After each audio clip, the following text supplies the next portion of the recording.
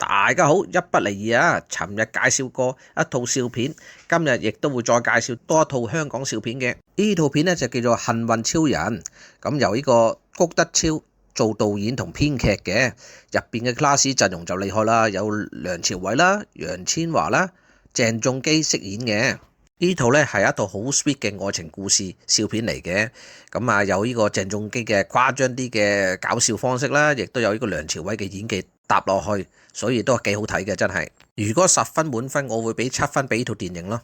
記得 like、subscribe and share， 因為咁樣呢就對我哋呢啲咁小頻道呢係最大嘅支持同鼓勵。如果可以 comment 埋就最好啦，多謝晒。呢套片嘅票房嗰陣都唔錯噶，都有差唔多2500萬。咁嗰陣嘅電影啊或者笑片呢，都會諷刺即係嗰個時代嗰啲唔同嘅嘢嘅。所以如果你係認識嗰個時代或者嗰個時間呢，咁睇呢套片嗰陣就會投入少少啦。呢套片嗰啲配角都唔錯噶，就呢個杜汶澤啦，同埋呢個谷德超。我其實幾中意谷德超演戲嘅，但係佢啲橋啊嗰啲編劇都唔錯。我第一次認識谷德超嘅時候就係睇《食神》，周星馳嗰套《食神》。咁呢套片呢都係好正嘅，有機會我會介紹俾你哋添嘅。好，咁例牌都要講下呢個故事嘅內容嘅。咁呢個故事呢，一開頭呢就先講係大概100年前嘅。咁呢嗰陣呢，呢個楊千嬅呢就係飾演一個新科狀元，就係男人嚟嘅。跟住皇帝呢就好欣賞佢，就派咗2個御前侍衛就護送佢翻去以錦還鄉。當然唔會就係咁簡單啦，其實嗰2個御前侍衛呢係風水師嚟嘅。呢個呢係皇帝嘅陰謀。楊千嬅呢就飾演一個姓葉嘅新科狀元，皇帝就懷疑佢個祖墳應該係好好。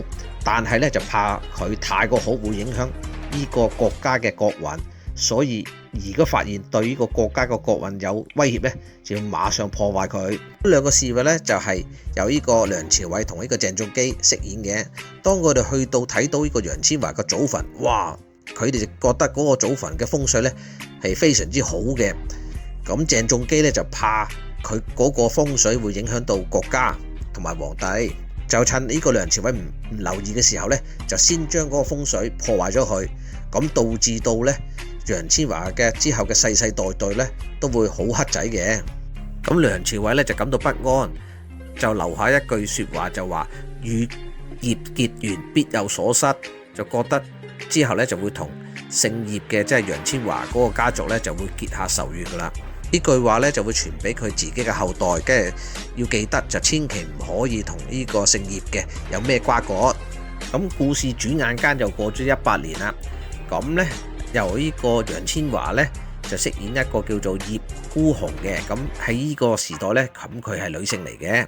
咁佢就非常之黑仔啦，每次翻工咧都會俾佢個老闆即係谷德超飾演嘅成日恰嘅，同埋俾其他同事欺負。楊千嬅諗下咧，都係唔得，都係要睇下風水。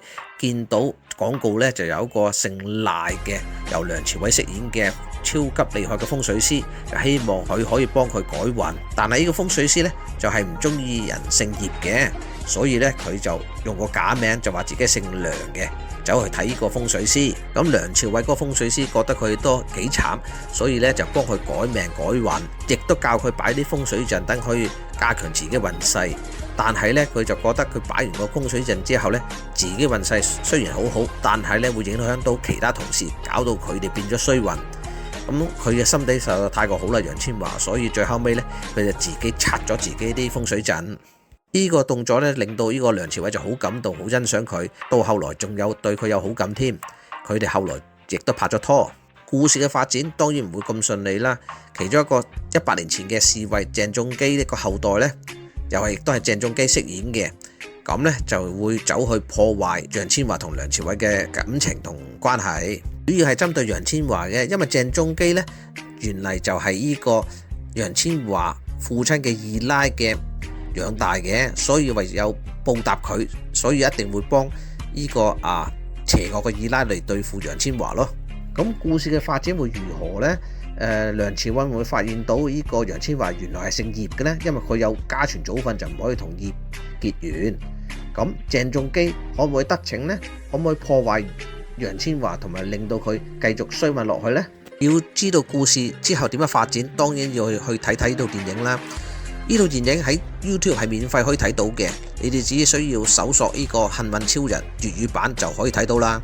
咁今日嘅時間就差唔多啦，臨走嘅時候記得幫我 Like、Share and Subscribe 同埋 Comment 呢段片啊，唔該晒你哋。好，係咁先啦，拜拜。